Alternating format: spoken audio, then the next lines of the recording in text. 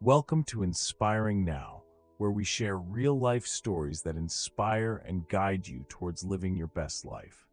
And today, we're tackling a big one: fear in life.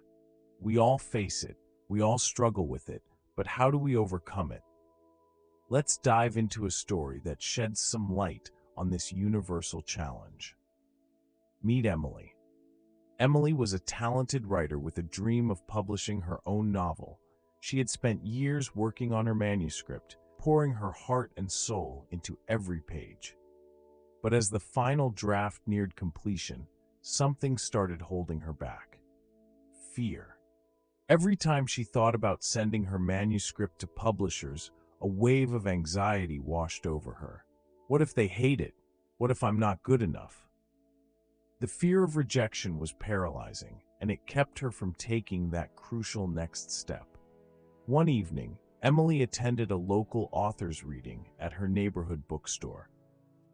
The author, Mr. Thompson, was a seasoned writer with several bestsellers to his name. After the reading, Emily mustered up the courage to approach him. "Mr. Thompson," she began nervously, "I'm a writer too, but I'm terrified of putting my work out there. How did you overcome your fear?" Mr. Thompson smiled warmly. "Ah, fear. It's something we all face, my dear. Let me tell you a story." Emily listened intently as Mr. Thompson shared his tale. "When I was your age, I had written my first novel. I was so proud of it, but fear of rejection held me back. I was terrified of what people might say. Then one day I met an old fisherman at the pier. The fisherman had seen Mr. Thompson sitting with his manuscript, looking despondent. 'Why the long face?' he asked. Mr. Thompson explained his fears, and the fisherman chuckled. 'Let me tell you something, son. Every day I sail out into the sea. Some days the waters are calm, and I bring home a great catch. Other days the storms are fierce, and I return empty-handed. But I never stop sailing because I know that's the only way to catch fish.'" Emily's eyes widened.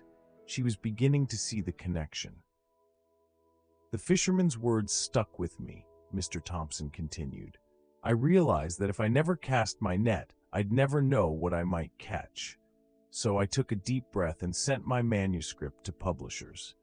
Sure, I faced rejection, but eventually I found someone who believed in my work. And that's how my journey began." Emily felt a spark of hope. "So, you're saying I just need to keep trying, no matter how scared I am?" Mr. Thompson nodded. "Exactly. Fear is natural, but it doesn't have to control you. Take that leap, Emily. You might be surprised by what you find on the other side." With renewed determination, Emily went home that night and prepared her manuscript for submission. It wasn't easy. Her heart raced with every click, but she pushed through the fear. She sent her manuscript to several publishers and waited anxiously. Weeks turned into months, and Emily faced her share of rejections.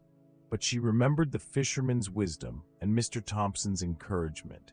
She kept casting her net.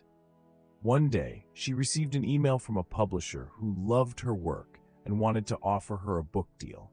Emily was overjoyed. She realized that facing her fear had opened the door to her dreams. So, if fear is holding you back, remember Emily's story. Fear is a part of life, but it doesn't have to stop you. Face it, push through it, and keep casting your net. You never know what amazing opportunities await you on the other side. Until next time, stay brave, keep trying, and dare to conquer your fears.